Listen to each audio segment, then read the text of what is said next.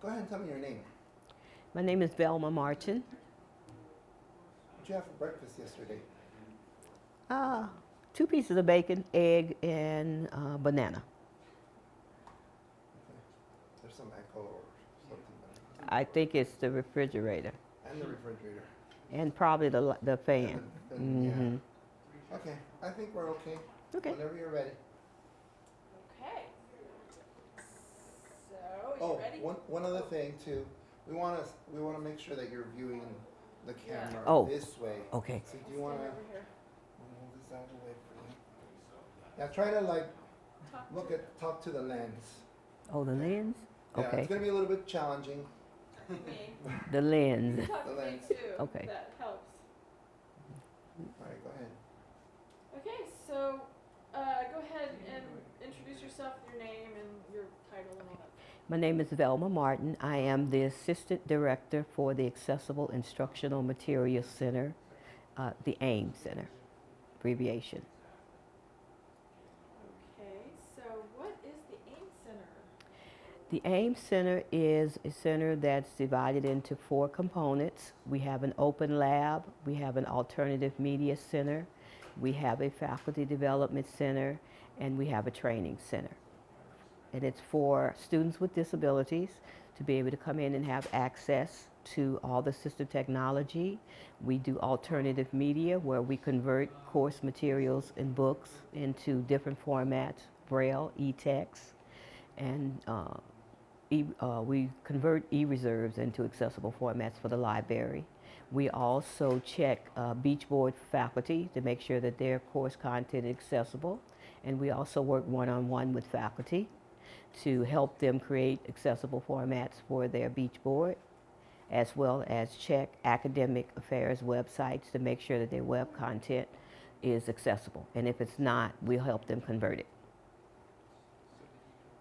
Okay, can you explain what the faculty incentive program is and why it was put together? Okay, the Faculty Incentive Program was part of the ATI initiative that was passed. I think it was in 2000 it was passed.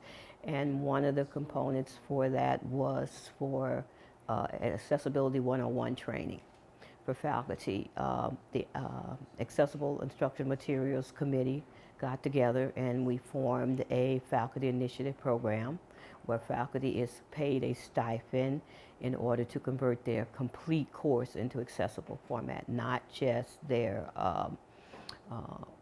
documents, but their videos, it goes into caption, their PDFs are all converted into accessible format. So anything that's going on their online course has to be accessible. So we make sure that they complete all of those things here, and then once they're done, they get a stipend.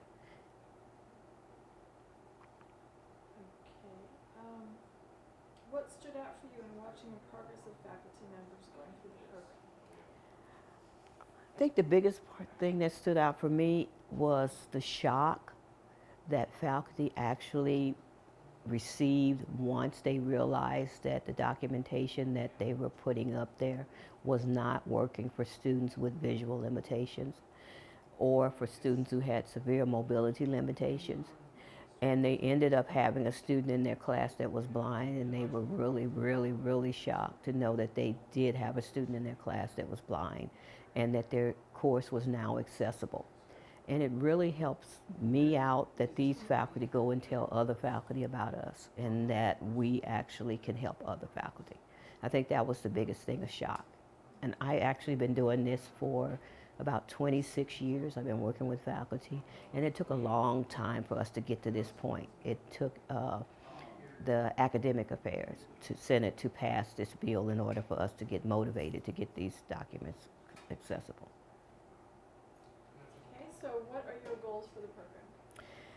My goals is to continue to receive funding, because that's the biggest issue that we have on campus right now. I know we're going through a budget crunch, but I'm hoping that we can continue to receive funding to where we can have more incentive programs for faculty, to have more faculty involved. And I know this is not going to happen, but I want all courses to be accessible, online courses to be accessible for faculty. That's really, really, really important to me because it's important to our students. You know, when our students are able to be independent, it really, really helps them motivate, and we want our students to be independent. We don't want them to have to depend on us.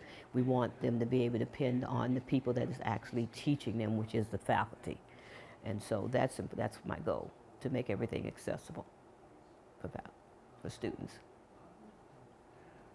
All right, that's a wrap. So how's that good? Do I need to change?